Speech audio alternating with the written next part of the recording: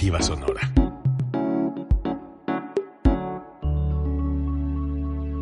Código Libre.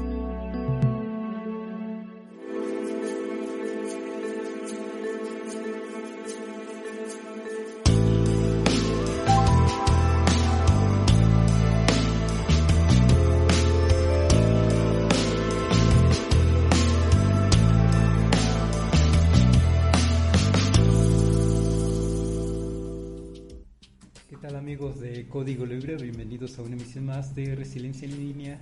Esta vez me acompaña Brenda Urbano, ya es nuestra compañera, yo diría que nuestra colaboradora, nuestra amiga. Muy bien, bienvenida Brenda, ¿cómo estás? Carlos, muchas gracias y gracias también por considerarme ya parte de Resiliencia en Línea. Muy bien, muy contenta de regresar. Cuidándonos todavía del coronavirus, yo por eso traigo la careta, para tener un poquito de confianza a la hora de estar hablando tú y yo, que haya un poquito de seguridad en la comunicación, y es lo que le recomendamos a los amigos que nos estén viendo. Cuidemos las medidas de seguridad para evitar contagios, porque hay que entender que es una enfermedad que por ahora no tiene cura y va a seguir.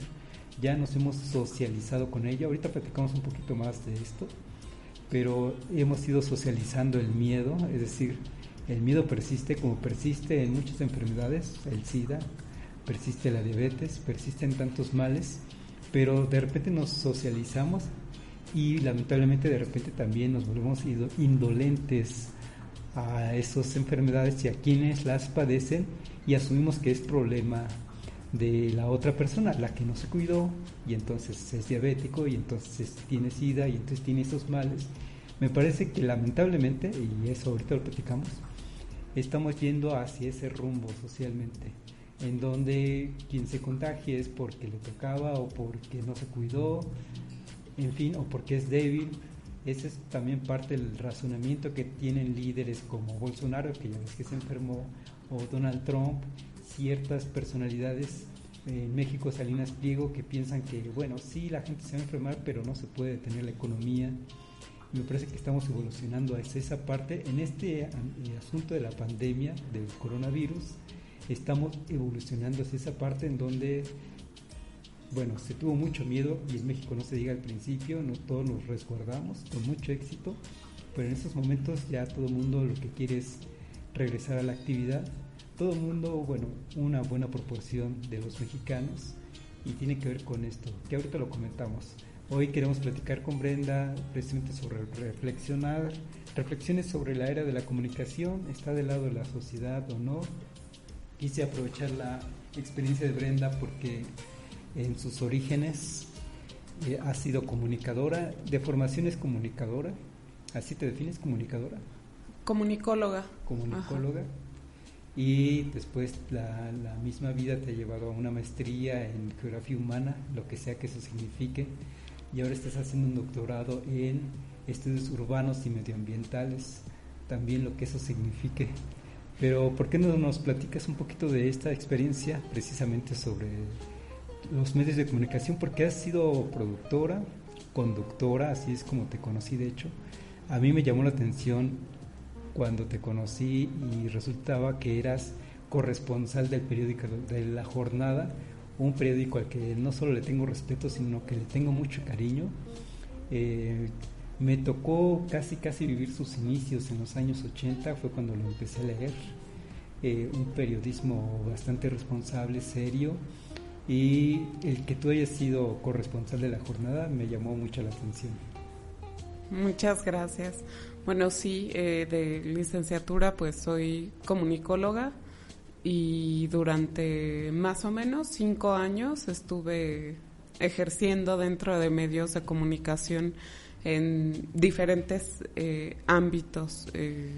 Bien, lo dices, en el periodismo escrito, en el periódico La Jornada, y también en radio, en televisión, un poco también en medios electrónicos, o bueno, de alguna manera la tendencia que vemos ahora es que medios de comunicación que se definían o que estaban en un solo ramo, pues ya se han diversificado dentro de los mismos canales de comunicación que hay, ¿no? Ya la mayoría tiene sus canales de YouTube, sus redes sociales. Entonces, no solo generan contenido escrito ya, sino la mayoría es audiovisual. Y bueno, ya iremos hablando un poco más de esto, pero bueno, aunque inicialmente me tocó como en esa transición en la que se iba ingresando a los medios digitales, puramente pues sí me inicié dentro del periodismo escrito y bueno, pues es una experiencia muy muy enriquecedora personalmente, pero también que deja muchas reflexiones que justamente hoy seguramente estaremos tocando. Nada más porque te tengo aquí, nunca te lo he preguntado, ¿cómo es que llegaste a ser corresponsal de La Jornada?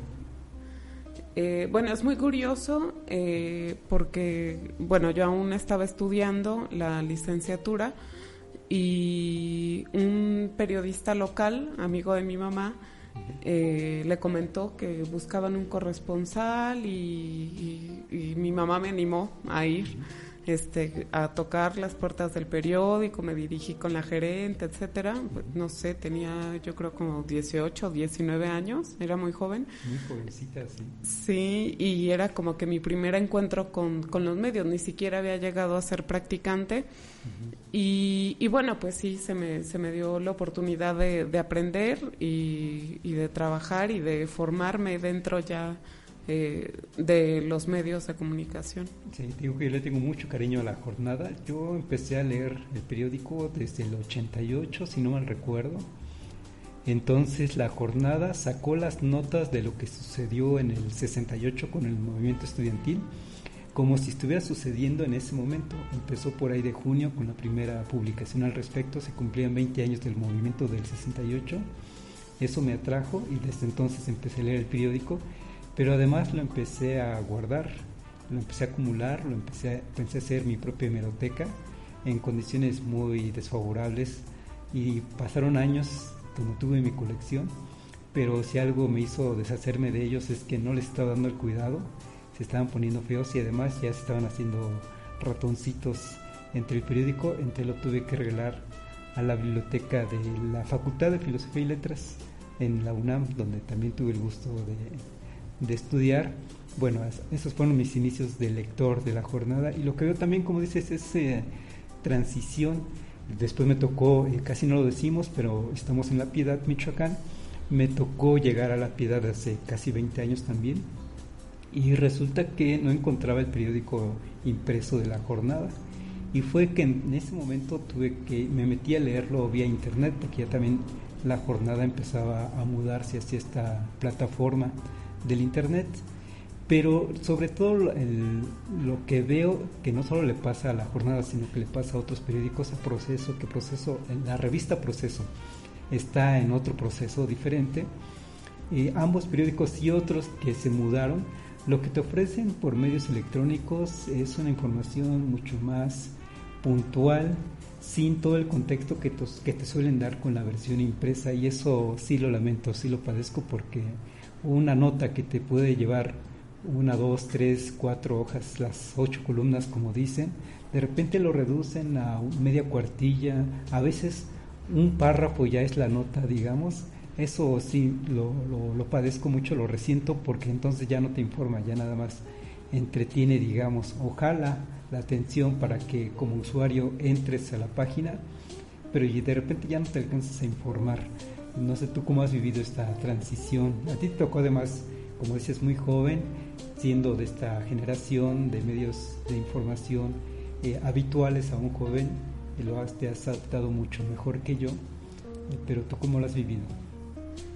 Sí, bueno, pues coincido contigo en esto que comentas acerca del formato de las notas. Y también vivo un poco en el dilema, ¿no? Porque por un lado tenemos la oportunidad de revisar mucho contenido, estar muy informados de diferentes temas, de lo que sucede en el mundo, en la localidad, etcétera, o de temas específicos con simplemente buscarlos o buscar un hashtag o sea, las mismas redes sociales se adecúan a nuestros intereses, ¿no? Lo que nos va gustando es lo que nos va sugiriendo. Eso es que podemos consumir un gran número de información muy variada e informarnos de lo que sucede en el mundo en menos de 10 minutos. A lo mejor estoy exagerando, pero creo que sí. Y el dilema de disfrutar de una buena crónica, de disfrutar de un texto hecho por un periodista apasionado, ¿no? Más que reducirnos de pronto como a estos mensajes tan cortos que por supuesto que nos estimulan como lectores y como ciudadanos que queremos estar informados, pero nos dejan de lado esta riqueza que hay detrás de la narración informativa. Entonces eso se echa un poco de menos, pero no es inaccesible tampoco, ¿no? Porque afortunadamente pues ya hay otros medios alternativos donde tenemos periodismo de investigación o donde incluso pues tenemos la opción de ver la nota completa, pero debido a estos formatos también los medios suelen darle prioridad precisamente a la inmediatez, bueno, pues a la estimulación rápida, a un gran número de me gustas, y eso es lo que vende, más que, no sé, hace 20 años que, no sé, nos dábamos como nuestro tiempo de sentarnos, leer el periódico con calma, abrir el papel. Entonces, bueno, pues parece que es mucha distancia, pero no sé, creo que es un dilema, pero a mí me gustan ambas partes, ¿no? Tienen su ventaja las dos. Hay que aprovechar que tú eres de una generación la que se adaptó muy bien a estos cambios, y yo que vengo de una generación más atrás que me cuesta mucho la adaptación. Soy franco con mis amigos, les digo, no es que no pueda, sino que no me interesa de repente ciertos ámbitos. Ahorita lo platicamos con más detalle. Pero sí, estas dos generaciones que representamos tú y yo, y en esto de la comunicación me resulta interesante. Fíjate que al respecto también veo que hay ciertos clichés, y de hecho ahorita, por ejemplo, lo podemos ver todavía en promocionales de televisión nacional. Por ejemplo, sale un comentarista de deportes o de noticias de política o de lo que sea diciendo que lo que dices, ¿no? Que gracias al internet, gracias a la globalización, nos podemos informar de manera instantánea, con toda inmediatez, sobre un fenómeno que sucede en la otra parte del mundo. Pero me parece que más ahora es más un cliché que otra cosa, porque está esta otra parte que de repente no nos informan, entramos a la nota y resulta, te digo, que nada más es un párrafo, medio párrafo, a diferencia de aquel periodismo, como tú dices, de investigación, en donde el periódico La Jornada te decía, por ejemplo, la nota de hoy, capturan a César Duarte, ex gobernador de Chihuahua. De repente las notas que estamos viendo son así muy puntuales. Yo mismo lo compartí en Facebook, así como una nota muy puntual, porque si no la gente no lo lee. Pero aquel periódico, este periódico de investigación te dice se captura, te dice en dónde se captura, luego te dice quién es César Duarte, se va en una retrospectiva. César Duarte fue el gobernador de Chihuahua y se le acusa de tal cosa actualmente, y te narran todo el proceso, y es como tienes precisamente la información completa, y es cuando entonces tenemos a un ciudadano informado, con criterio, con juicio, y no un público, yo lo voy a decir siempre, no un público que solo se entretiene con notas. Me llamaba la atención, o más bien no me desagradaba cuando de repente llegaban vía WhatsApp resúmenes informativos que tenían la cabeza de lo que dice La Jornada, o lo que dice Excelsior, o lo que dice Milenio, pero solo es eso, y con eso ya se asume que la gente sale informada de su casa. Y no, ¿dónde está todo el resto del contexto?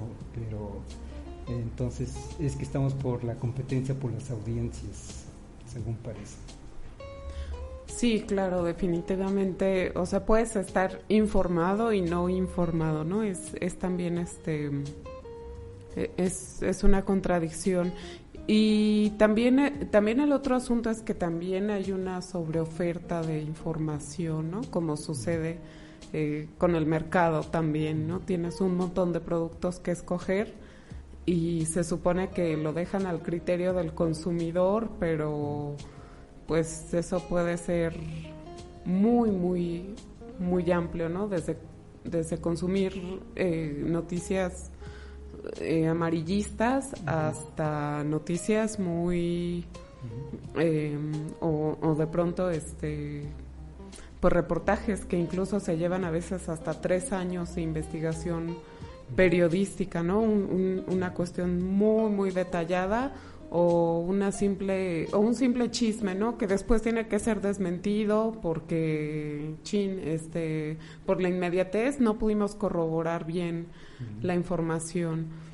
Entonces sí tenemos como estos, a lo mejor estoy siendo muy extremista, pero tenemos estos 2 amplios panoramas que nos ofrece el Internet.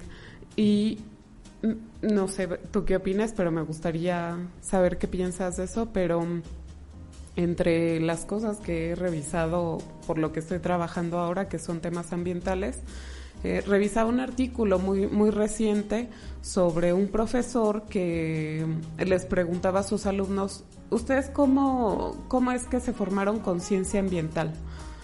Y bueno, salvo 2 alumnos de 15, hacían como un activismo de a pie, ¿no? O participaban como en algunas manifestaciones, etcétera, organizaciones. Y el resto era porque lo consumió a partir de redes sociales, ¿no? Porque veía cómo estaban sufriendo los animales, porque veían los efectos del cambio climático. Entonces se está generando una conciencia mediada por los medios de comunicación, por las redes sociales. Y bueno, no hay que olvidar ese corte, ¿no? Pero la crítica que hacía en este artículo que revisaba era que decían, bueno, es una conciencia ambiental bastante desterritorializada, ¿no? Porque pues tenemos como el corte de las imágenes, el sesgo de lo que nos quieren presentar los medios de comunicación, quién está detrás de la agenda ambiental, etcétera, y también un total desconocimiento de lo que sucede en nuestra localidad, ¿no? A veces de los efectos de, no sé, una nueva vía, los efectos ambientales de algún nuevo proyecto de desarrollo, y se va construyendo, digamos, como pues un criterio un tanto desterritorializado, no sé, o sea, deslocalizado. Sí, entonces me parece muy interesante porque ahí se combinaron mis 2 formaciones, ¿no? Pero bueno, pues resulta también muy presionante de pronto para quien se esté informando, ¿no? Saber de lo local, saber de lo estatal y ahora también saber del mundo. Antes la gente solo se conformaba con, bueno, ¿qué está pasando en el país? Porque no teníamos ese otro acceso a las noticias internacionales. Fíjate que nos manda saludos Edith, a quien también a su vez saludamos. Gracias por el programa y bueno, en especial gracias a ti por estar aquí platicando esto y compartirnos tu experiencia como comunicadora. Esto que estás comentando tiene que ver con 2, 3 puntos que hemos tocado, incluso desde antes de empezar el programa. Uno, lo que acabas de decir, la competencia de quién pone la agenda pública en los temas nacionales. ¿Quién jala la información entonces? Si es Milenio, si es el Excelsior, si es la revista Proceso, Reforma, en fin, quieren posicionar los temas que tienen que ver con la agenda y entonces tiene que ver con quién jala la atención precisamente de los usuarios que buscan información o buscan entretenimiento según se quiera ver. Y luego comentábamos justo hace un momento antes de empezar el programa esta formación que tenemos mediante, y lo estamos viendo con la pandemia y con esta emergencia sanitaria y con este confinamiento, los jóvenes, yo miro otra vez a los jóvenes que me dicen, es que aproveché y estoy tomando cursos, estoy tomando un taller en línea, todo es en línea, y se están capacitando, y tiene que ver con esto de los medios de comunicación, de manera autodidacta, de manera autónoma, y yo no dudo que se estén capacitando, y que si bien no están recibiendo por ello un diplomado, un certificado, una licenciatura, no dudo de que van a ser capaces de resolver, para empezar, un problema técnico Pero me queda la duda, volvemos al asunto del criterio, de la formación de un criterio. Así como podemos leer una nota, y solo una nota muy puntual, y no solo leer, sino ver un video que te informa o te entretiene, yo digo que te entretiene. ¿Dónde está entonces la necesidad, o dónde está la fuerza de una formación que se supone te da una formación, valga la redundancia, formal, que te da una institución como una universidad o como un, no sé, organismo certificador, en donde, bueno, sí tomas el curso de comunicación, por ejemplo, tomas el curso de medios audiovisuales, el tomarlo de manera autodidacta, digo, puede servir muy bien, sirve muy bien, de hecho los chicos así están aprendiendo, pero queda entonces, ¿dónde queda este asunto de la formación? Que luego lo que también da precisamente un buen juicio, un buen criterio, un buen sentido común, diría yo.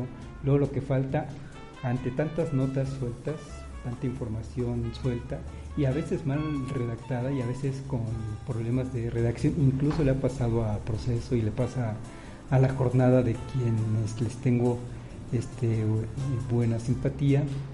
También ya presentan problemas de redacción, problemas de comas, que se les van las palabras por haber sacado con inmediatez la nota, se van con errores que para un periódico que se dedica a eso, a comunicación, para mí son imperdonables, porque forman a los chicos. Si un chico ve que el periódico de cobertura nacional redactó así o escribió así la palabra, van a pensar que así está bien escrita.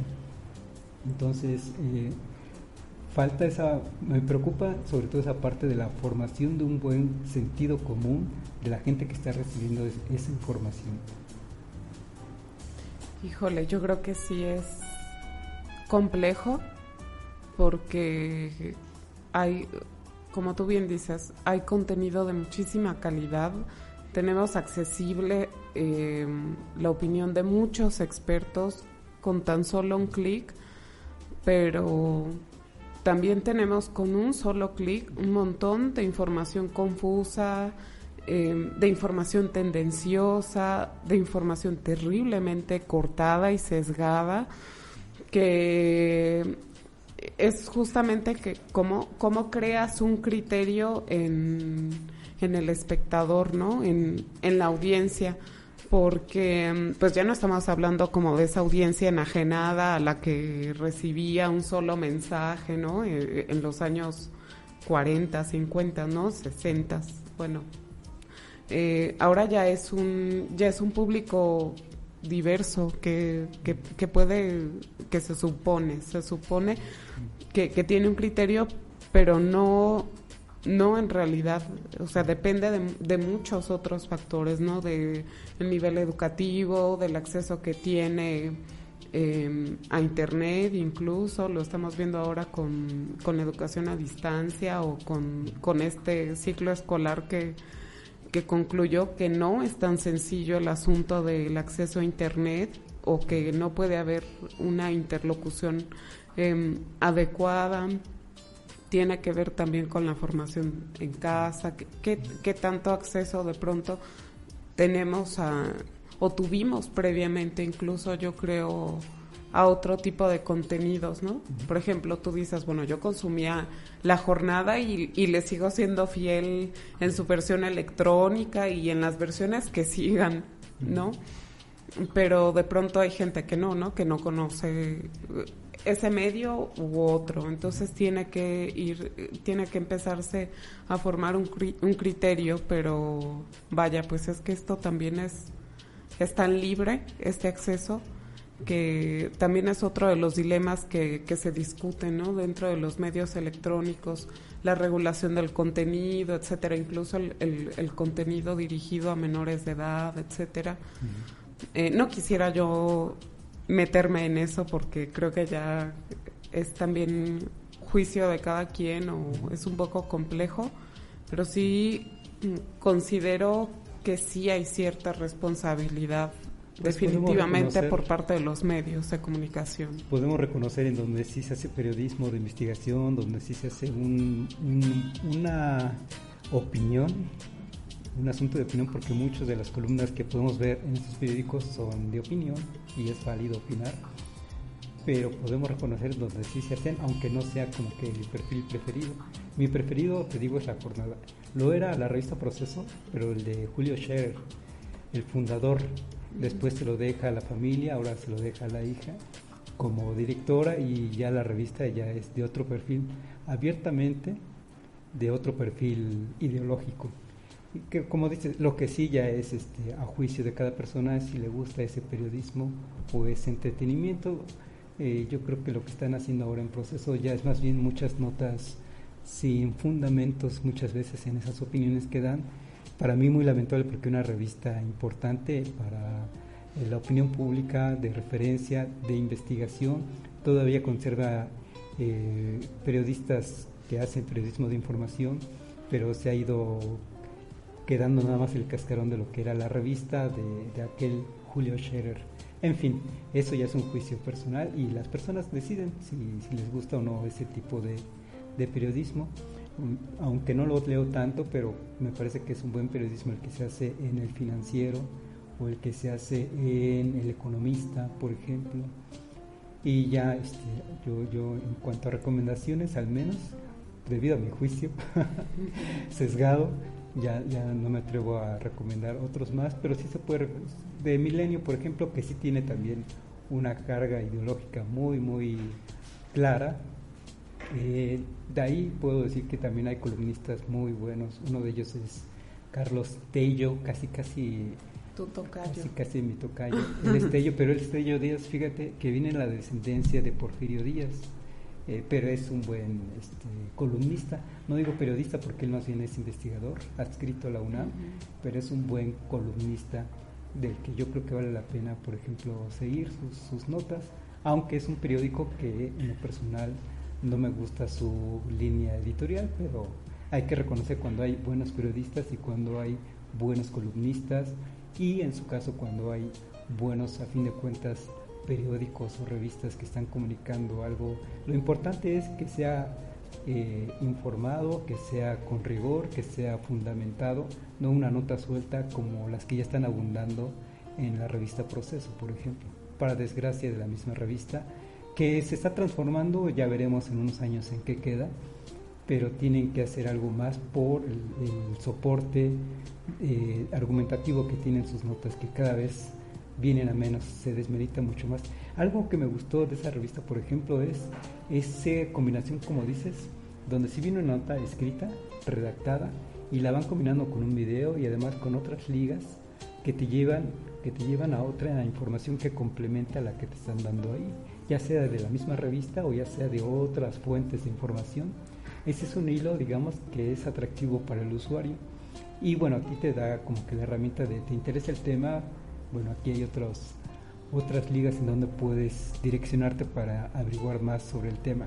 Pero bueno, esas son otras cosas. Y hablando precisamente de la audiencia que podemos estar viendo, también lo he comentado en otros momentos, como que venía esa preocupación de parte de las televisoras, que informan también a fin de cuentas, las tradicionales, la televisión abierta, Televisa, por ejemplo, que vino en cuanto a empresa, en cuanto a su negocio, vino con una caída estrepitosa, tuvo que reorganizarse también, y lo vivimos hace unos 2-3 añitos, no sé mucho, 3 o 4 quizá, en donde tuvo que despedir a buena parte de su elenco artístico, y entre ellos a sus colaboradores de noticias. Se reestructuró y ahorita está más bien metido con esto de Easy, por ejemplo, y en general los medios de comunicación como que tuvieron un tambaleo, una caída, diría yo, en estos últimos 3 años, pero me parece que en este año, sobre todo, ya se puede ver que están bien posicionados. Y una muestra, por ejemplo, El Universal es el número 1 en usuarios únicos que lo consultan mediante internet. Tiene de usuarios 23 millones, prácticamente 24 millones de usuarios, que ya quisiera yo tenerlos en Resiliencia en línea. Después está Uno TV con 18 millones de usuarios. Milenio está en tercer lugar con 15 millones. Nos guste o no, bueno, son al menos Universal y Milenio son conservadores, y lo digo de manera respetuosa, así son, ¿no? Hay que identificarnos en dónde estamos. Yo desde mis 18 años al menos voté por la izquierda y desde entonces me mantengo en la izquierda, lo que sea que eso signifique. Y bueno, en ese sentido se reconoce quién es de un medio conservador, de un perfil conservador, quién es de una corriente de izquierda, digamos. No tiene nada de malo si nos respetamos, si hay tolerancia, ¿no? Y nada más es decir, este es conservador, no estoy diciendo nada más, ¿no? Ya cada quien, como dices, juzga quién lee el Universal, quién lee Milenio, y estos dos medios conservadores, digo yo, a título personal, tienen la mayor audiencia, de las mayores audiencias. El Universal es el número 1, tercer lugar Milenio, y ahí podemos ver a otros también ya tradicionales. El Heraldo está en el quinto lugar, y después podemos ver Excelsior en el sexto. SDP Noticias, que es emergente, digamos, en estos medios de comunicación, con 13 millones, ocupa el séptimo lugar. El Financiero, que más bien es notas económicas, 11 millones. Y el Financiero lugar, tiene una sección cultural muy muy buena. Bueno, más que su perfil, me gusta más la sección cultural. Parece raro, pero es buena. Es un periódico que yo recomiendo en lo personal. De perfil tecnócrata también, ¿qué significa eso? Que antes que nada para ellos están el balance económico, ¿no? Incluso por sobre si de repente la gente se tiene que quedar sin empleo, si de repente la gente tiene que ir a trabajar pese a la pandemia, hay que hacerlo. Son perfiles en donde lo que se prevalece es el rumbo económico, y bueno, cada quien también juzga si se adapta, si le gusta ese perfil o no. Y nada más para terminar, 10º lugar está Radio Fórmula, también de ese perfil se puede decir conservador, insisto, si a la gente le gusta, adelante. Pero lo que quiero marcar es que en ese top 10 están un buen número de periódicos o de empresas de comunicación que hace 3 añitos, 4 estaban así como que preocupados porque esto de las redes sociales se les venía encima con quién sabe qué iba a resultar, pero ahorita ya están aclimatados, ya se han permeado en ellos mismos, ya son parte de esas redes sociales, y esto ya es hacia una reflexión que quiero compartir contigo, a ver qué piensas tú también. Si bien esto de las redes sociales dio como resultado algunos, diría yo, youtubers, algunos comunicadores orgánicos, es decir, de fuera de esa estructura de poder, de fuera de esa estructura del estatus de la opinión pública nacional, los que imponían la agenda pública nacional, que es a lo que se le puede llamar telecracia, que son los que decían por quién votar, que son los que si el país iba mal no importa porque nosotros entretenemos a la gente con otra nota conmovedora de una familia que no tiene para comer, en fin, es decir, los que ponían la agenda y la imponían y no había otra manera de informarse, como dices. Llegó estos medios de comunicación alternos y si bien hubo una primera camada de esos comunicadores alternativos y que lo sigue habiendo, y podemos ver en consecuencia o por otra parte a gente que se está comunicando así de manera exitosa como John Ackerman, por ejemplo, o como Julio Astillero, que también lo hacen así de manera alternativa. De repente también esos comunicadores que antes eran orgánicos, ahorita ya se pasaron, ya son parte de la estructura de esta televisión que ahora vuelve a dominar, que perdió terreno y ahora vuelve a dominar. Y estamos hablando de este top 10 que estábamos comentando hace un momento. Nada más un ejemplo, porque son ejemplos, no es para descalificar el trabajo de entretenimiento periodístico de esas personas, de estos medios, pero uno que también estuvo, y lo digo porque estuvo en el ojo del huracán recientemente, hace unas semanas, es Chumel Torres, que si bien era como que youtuber nato, ahorita ya es parte de esta estructura de comunicación, digamos, es parte de esta que antes definíamos como telecracia, en donde es una televisión que habla y no importa lo que piense su teleaudiencia, esto es lo que yo pienso y esto es lo que ustedes escuchan y esto es en lo que ustedes tienen que creer. Y de hecho tan lo considero así que en un promocional de su propio programa en Radio Fórmula dice que las redes sociales son el medio más democrático y él mismo no se lo cree. Tú lo ves en su expresión corporal y no se lo cree, no cree que, ya ni siquiera él cree lo que está diciendo. ¿Por qué? Pues porque ya es parte de esa estructura mediática que trata de imponer una agenda y es una agenda desde luego sesgada en un perfil ideológico que ellos intentan defender, marcar. Está bien, de eso se trata la pluralidad en una nación. De lo que se trata es del respeto mutuo. Tú puedes pensar en ello y defender tus ideales ideológicos, pero respeta, no te metas en el terreno de la falta de respeto del otro. Eso como es, dando simplemente información veraz, sustentada, como dices, a ver si me fue la palabra, contrastada con las fuentes originales para que puedas decir algo veraz y no un rumor que de repente te tienes que echar para atrás. Sí, bueno, creo que hay varias cuestiones importantes, no sé si, bueno, parece que hay algo de tiempo que tocas, ¿no? Creo que como espectadores y como audiencia hay que ser conscientes de que siempre los medios de comunicación, son empresas, ¿no? Ya sea por parte de gobierno o privadas, ¿no? Y para empezar, bueno, pues de algo se tienen que sostener y es un negocio finalmente. Y también a veces caemos como en el error de pensar que son objetivos. No son objetivos.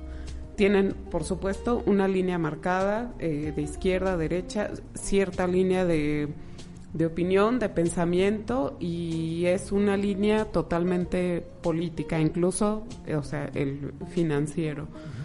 Y por supuesto, pues en lo que corresponde a los que son institucionales, pues también cumplen con su función por supuesto, es educativa. A mí me encanta consumir medios institucionales o de gobierno, por así decirlo, las televisoras, pues como Canal 22, etcétera, incluso TV UNAM, pero yo creo que el cuidado de tener eso presente y de separar estas cuestiones, pues es una manera más sana también de consumir medios de comunicación y de no engancharnos de pronto en este juego político que, o sea, por momentos se vuelve hiriente, ¿no? Y lo tomamos incluso como personal.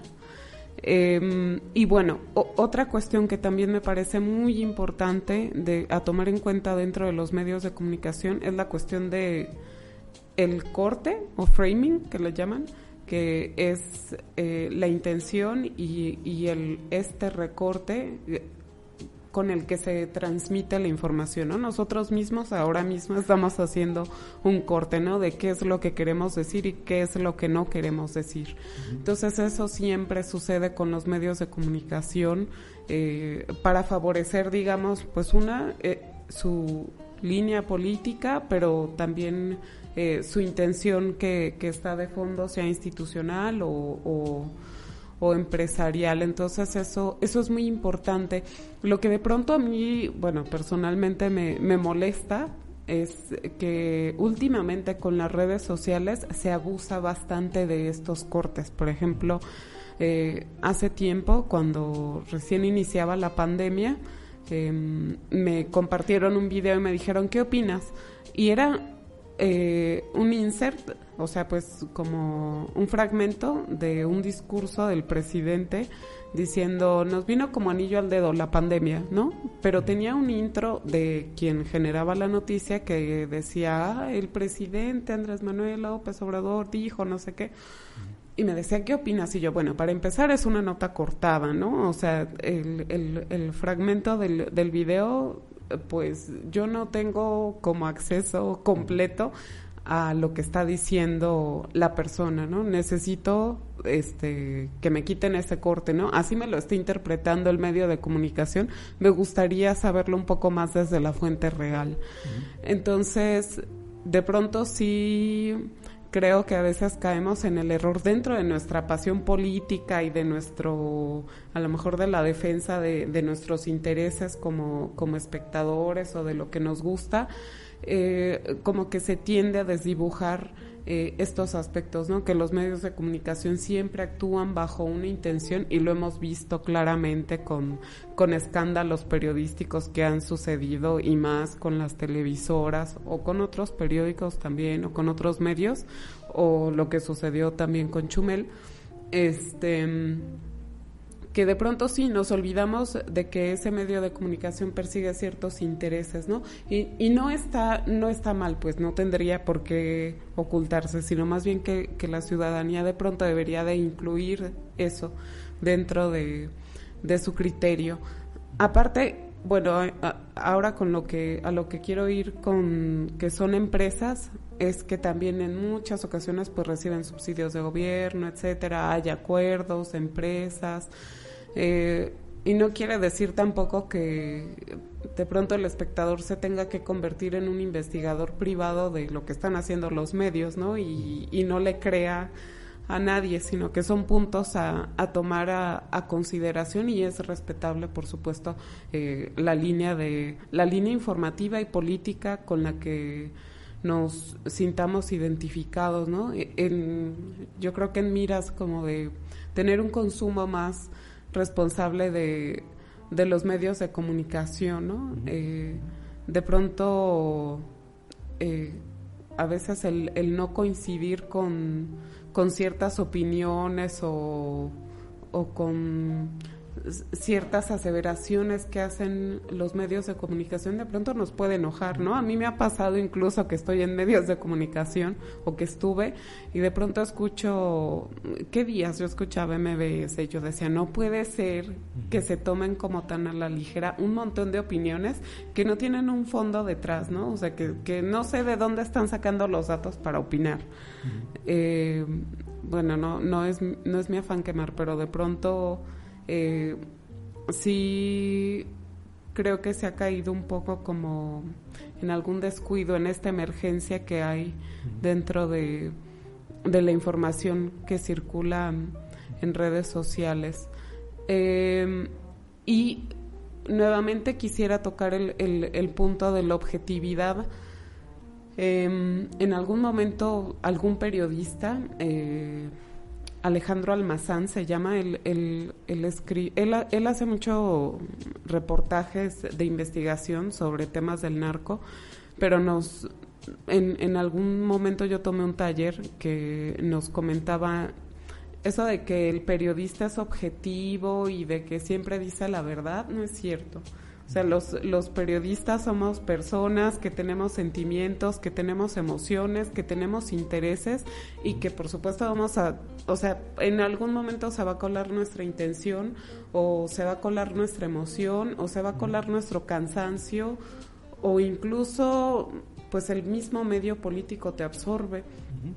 Entonces, no es que no se confíe en el periodista, sino que más bien se tome en cuenta que también es una persona y que también es un filtro de esa información y que al escribirlo también nos lo está transmitiendo bajo esa intención, ¿no? A mí me pasaba, por ejemplo, cuando ejercía, que de pronto yo decía, híjole, ¿cómo jerarquizo la información? Me parece que esto es lo más importante, pero de pronto no, y entonces lo reflexionaba y lo reordenaba, o a veces tenía que dejar información fuera, que me parecía relevante, pero que por espacio ya no se podía, ¿no? Por tiempo o por espacio dentro de la publicación. Entonces son cuestiones también que suceden en la práctica y que a veces, que a veces ni siquiera está en manos del propio reportero ni del mismo medio de comunicación y que también deben de tomarse en cuenta. Fíjate, voy a dar o leer unos saludos de Juan Antonio González, saludos a Brenda, y que cada cuándo te puede ver, tú dirás, cada cuándo te podemos ver, por mí cada mes, ya de manera periódica, pero bueno, vives en Ciudad de México. Sí. Bueno, en Resiliencia en Línea, si gustan acompañarnos, es cada 8 días de manera directa, ahí en este horario, y luego ya tenemos la posibilidad a través de la producción de Código Libre de vernos acabando el programa en cualquier momento que ustedes lo deseen. Y también tiene saludos de José Ramos, muchas gracias por las opiniones y puntos de vista informativo. Ahí están los saludos. Y también, como dices, Brenda, ya tenemos 9 minutos que nos quedan en el programa. Dijiste varios puntos interesantes. Uno de ellos es la interpretación que se puede hacer de las cosas, de las notas. Si a ti te presentan un recorte de una imagen, te harás una interpretación de algo, pero esa es una interpretación según tu sesgo político, según tu carga ideológica, según tu formación. Claro. Decía una periodista de CNN, no busco ser neutral, quiero ser veraz, pero eso de veraz es justo como dices, ¿quién tiene la veracidad? ¿Tienes un punto de vista? Sí, posiblemente argumentado, lo darás, lo defenderás, pero tendrás una carga ideológica detrás, una carga formativa detrás, que te hará decir finalmente o concluir con una reflexión o una interpretación precisamente del dato. Y por ejemplo te quiero dar un dato que tiene, digamos, al menos 2 interpretaciones. Por ejemplo está Ciro Gómez Leiva en su noticiero de Radio Fórmula por las mañanas, en donde da a conocer un resultado de México Elige, que hace una encuesta mediante Facebook, y dice: el gobierno de López, le pregunta a la gente, en el gobierno de López Obrador ¿hay corrupción? 61% dice que sí, y 27%, un mínimo 27% dice que no, y para él es muestra de que, a pesar de que el discurso de López Obrador es que en su gobierno se acabó la corrupción, la gente sigue pensando que hay corrupción. La interpretación que a mí me deja es que como mexicano tenemos muy arraigado todavía el asunto de la corrupción y pensamos que todo el mundo es corrupto, es que de inicio el mexicano es corrupto, y eso es lamentable. Como conciencia social de mexicano me parece que es lamentable, y sí, desde luego hay que trabajar en ello, pero me parece que la interpretación que daría yo es: el mexicano sigue pensando que el mexicano es corrupto, que el 61% de la población sigue pensando que en México el mexicano es corrupto. Y bueno, otro dato, como dices, sin datos, porque a la gente no se le dio a ver, mira, para que tú me respondas, métete a esta página, o aquí está esta tabla de resultados, de datos, sino que simplemente le preguntan su percepción.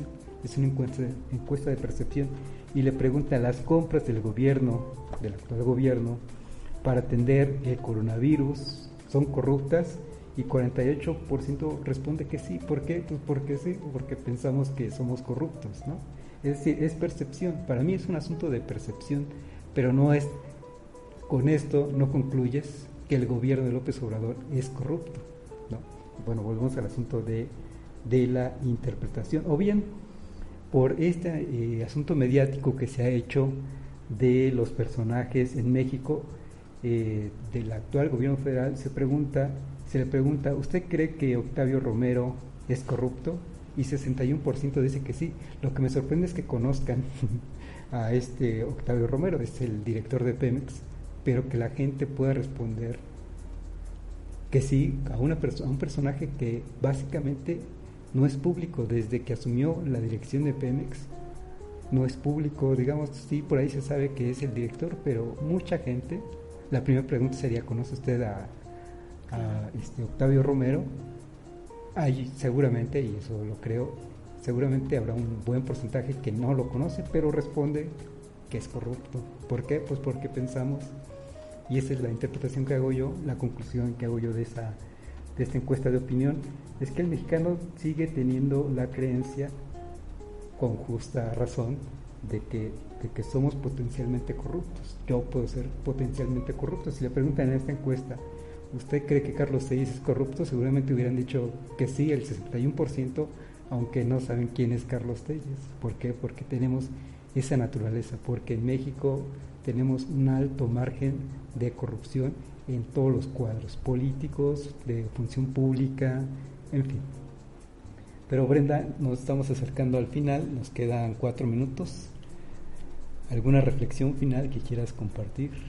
Sí, bueno, tiene que ver con la pandemia y es una reflexión personal que he hecho en términos de medios de comunicación y hablando de comunicación institucional, que vaya, esta pandemia nos ha demostrado lo importante que es la cuestión de los mensajes, que el mensaje sea el mismo, que sea adecuado, que haya apertura de la gente y que no haya confusión, ¿no? ¿A qué voy con esto, no? Por ejemplo, con la estrategia de comunicación que tiene la Secretaría de Salud, por ejemplo. Vemos que ha fluctuado, ¿no? Como el éxito que ha tenido, la gente se confunde, etcétera, pero durante un tiempo el mensaje fue muy claro, unilateral y no había confusiones, ¿no? Estoy hablando más o menos como de mayo, principios de mayo, porque luego sucedía, por ejemplo, el presidente decía una cosa, la Secretaría de Salud decía otra cosa distinta y eso genera confusión en la población, a pesar de que sea información institucional, ¿no? O sea, la gente dice, bueno, ¿le creo a la Secretaría o le creo al presidente? ¿Qué hago, no? El presidente me está diciendo que vaya y abrace a la gente. Bueno, estoy siendo muy burda, ¿no? Porque no solo decía eso, ¿no? Su discurso es más amplio y lo cambió y fue congruente con el de la Secretaría, pero me refiero a que finalmente este mensaje tiene que ser cuidado y más en un asunto tan delicado como puede ser una pandemia, ¿no? O sea, ¿qué tan poderoso pueden ser los medios de comunicación y una adecuada estrategia de comunicación que nos evite tener que incluso gastar en cuestiones de salud pública, en infraestructura, que nos evite la saturación hospitalaria? O sea, que sepamos sobrellevar esta pandemia adecuadamente informados, ¿no? Lamentablemente los mensajes que circulan por todos lados son muy contradictorios, son de mucha incertidumbre porque la propia pandemia ha tenido ese carácter, ¿no? A lo largo del tiempo en el que le hemos estado viviendo, entonces resulta aún un poco confuso, pero desde las instituciones ahí sí me voy a pronunciar a favor de un solo mensaje y de la importancia que tiene en estos casos, que es, no sé, la seguridad pública. Sí es, yo creo que bien importante, lo he estado como reflexionando a lo largo de este tiempo y un poco también monitoreando lo que se dice, etcétera. No me gusta tampoco consultar mucho porque luego entro en pánico, porque es como de no, ya van no sé cuántos muertos, y no, entonces como que te alteras, pero creo que sí es importante tener en cuenta eso, ¿no? Y igual seguir las recomendaciones de la información nueva que se va teniendo y que está, digamos, más o menos respaldada, ¿no? No quiero decir que sea 100% confiable por el simple hecho de ser institucional, pero sí de atender a lo que el mensaje más claro nos quiere decir. De ahí la importancia de un vocero. Sí. Cada institución, cada gobierno estatal, cada dependencia gubernamental tiene a su vocero que sale a dar una sola nota, digamos. Sí, hay ciertos problemas de comunicación de parte de en este caso de la emergencia sanitaria, en este caso del gobierno federal, y en su momento desde un principio por eso se dijo, va a ser el doctor Hugo López-Gatell el que va a salir y decir. Pero también entramos en esa competencia, te digo, de quién impone la nota, quién impone la agenda, y ahí también ayudó a esta distorsión, de entender mal la información, los propios medios de comunicación que intentan poner una agenda también en función o con base en su propio criterio fundado en su ideología. Yo lo que lamento en este caso, en esta pandemia en todo caso, es que si algo ha faltado es la solidaridad de esos medios de comunicación que más bien han buscado esa desinformación, como dices, han estado buscando el detallito para maximizar el error y minimizar los aciertos, pero sí, la comunicación, entonces Brenda, ya para despedirnos, es y seguirá siendo importante. La comunicación en medios nacionales es en términos de quién la dirige, quién la encabeza, quién son los dueños de esa divulgación, de esa información de gran masividad en el país, son unos cuantos, aunque la multiplicación de los medios de comunicación, de las opciones de comunicación son muchas. Esta de código libre y esta de resiliencia en línea es una en un mar de información, pero quienes tienen en estos momentos la sartén por la manga, por el mango en términos de cobertura, siguen siendo esos que ya comentamos, y estos son los de toda la vida, digamos, porque a su vez van comprando, adquiriendo, así como las empresas que van consumiendo unas con otras, las cadenas de cine, por ejemplo, que van adquiriendo las más pequeñas, qué cosas no ha comprado, por ejemplo, Disney, ¿no? Sumando para su plataforma. Eso siguen siendo, las cabezas siguen siendo controladas por un puñado de, no líderes de opinión, sino los jefes de esos líderes de opinión. Bueno, aquí lo vamos a dejar entonces, Brenda. Te agradezco mucho. Gracias a ti. De verdad te agradezco mucho. Te vi muy cómoda hoy en el programa, eso me da mucho gusto. Te queremos seguir viendo por aquí. Nada más un último saludo de Guadalupe Bravo Briviesca. Saludos a Brenda. Fue mi alumna en la prepa Mártires de Derecho. Sí, saludos a la maestra. Y pues con esto nos despedimos, como siempre, gracias a Gerardo, a Felipe y a Jaime por ese apoyo que tenemos desde la producción. Gracias a todos ustedes por habernos acompañado. Hasta la siguiente semana de manera directa.